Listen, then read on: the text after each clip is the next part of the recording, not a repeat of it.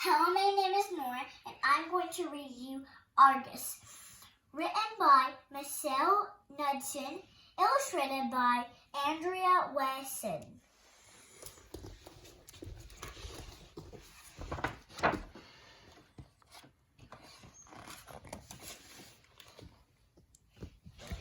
Sally's class was doing a science project. Mrs. Hensel handed out the eggs. Mine looks different, said Sally. No, Sally, said Miss Hensel. Don't be difficult. Some eggs just look different. The children kept their eggs warm in their brand new desktop incubators. Soon, the hatching began. I see a beak, one boy shouted. I see one too, the girl next to him called out. Sally's egg wobbled. A tiny crack appeared. Then another. Something poked out a little bit of a shell. Is that a beak, one boy asked. I don't think so, said Sally. The cracks in Sally's egg widened. Slowly, something emerged.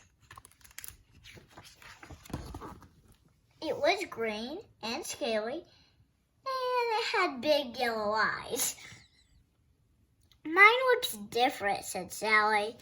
The other students gathered around to look. Ew, they said. Now, children, said Miss Hensel, don't be difficult. Some chicks just look different, that's all. Sally named her chick Argus. The class weighed and measured all the chicks. They took new measurements every day. Then they made line graphs showing the results. All of the other children's graphs had small, neat diagonal lines. Sally's graph didn't. Next, the children drew pictures of their chicks to post on the walls. All of the other children's pictures were cute and yellow and very much alike. Sally's picture wasn't.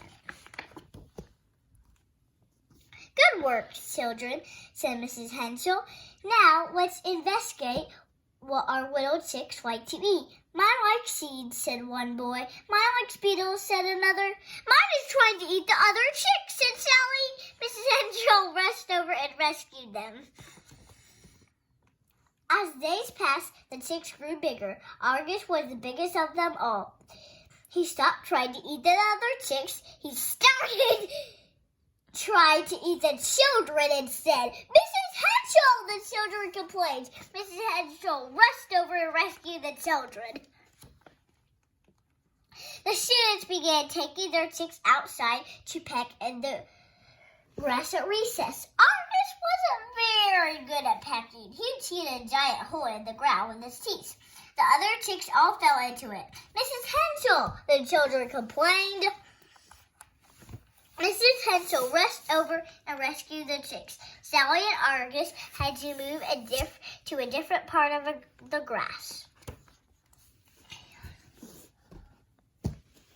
Later that afternoon, Sally walked up to Mrs. Hensel. I don't think my chick is working out, she said quietly. No, Sally, said Mrs. Hensel. Don't be difficult. Just go ahead and mark your chick's height on the wall with the other students. The other children knelt down to mark their chick's heights. Sally had to use a stepladder. The next day, at recess, Sally led Argus to a special area. Mrs. Hensel had marked it off with orange cones for safety. Sally sat and watched the other chicks. They were all the same, cute and small, feathery and fluffy. The children chased them around, picking them up and petting their soft little heads. Sally couldn't even reach Argus's head unless he was laying down. The bell rang for the end of recess. Sally sighed. She turned around to get Argus. He wasn't there. Sally looked around the schoolyard. She ran to the gate and looked up and down the street. There was no sign of Argus anywhere. Oh no, cried Sally. She started to run back to class, then she stopped. why was she so upset with Argus gone? Mrs. Hensel would probably let Sally share one of the other ticks so she could make graphs that looked like everyone else's. She wouldn't have to sit by herself at recess. She could stop being different all the time. Sally lined up to go inside with the other students. She waited to feel relieved. She waited to feel happy. She kept waiting while she followed the other children down to the hallway and back into the classroom. She waited while she went back to her seat, but she still didn't feel happy or relieved. She felt sad and worried. What if Argus was scared and lost? He was out there somewhere all alone. So slowly, she raised her hand. Yes, Sally, said Mrs. Hensel. It's Argus, Sally said. He's gone. Then she burst out into tears. The other children gathered around. They held their ticks tightly. Don't cry, Sally, they said. We'll help you look for him. Yes, said Mrs. Hensel firmly. And there's one thing your tick is good at. It's standing out. We'll find him.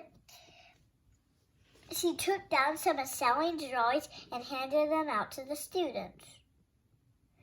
They searched the neighborhood around the school. They showed the drawings to everyone they met, but no one had seen Argus. Sally got more and more worried. What if they never found him? Suddenly, they heard a scream. Ah! Someone said, what is that? There was Argus trying to peck for bugs in someone's front yard. Argus, Sally cried. She ran over and threw her arms around him. Our one, said the people whose one it was. Thank you for finding our lost little chick, said Mrs. Hensel told them. But what about the holes, said the lawn owners. Mrs. Hensel handed them an orange cone. Don't be difficult, she said. Then she quickly led the children back to school. Sally's chart that afternoon was the best one she'd ever made. Mrs. Hensel gave it a big gold star. Sally looked at it hanging up with the other charts. Mine looks different, she said, and she smiled.